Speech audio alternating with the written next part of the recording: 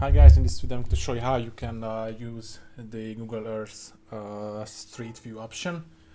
First things first, you're going to head over to earth.google.com and then you're going to go to a location you wish to look at closely here.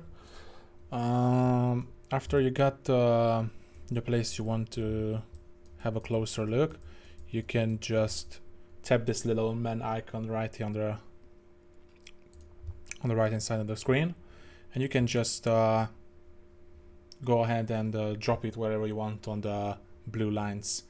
Let's say I will drop it right here, and yeah, here you have it. You have a street view. These are real images created by Google employees. And you can just go forward on the street. You can also go backwards. You can zoom in using your scroll wheel button.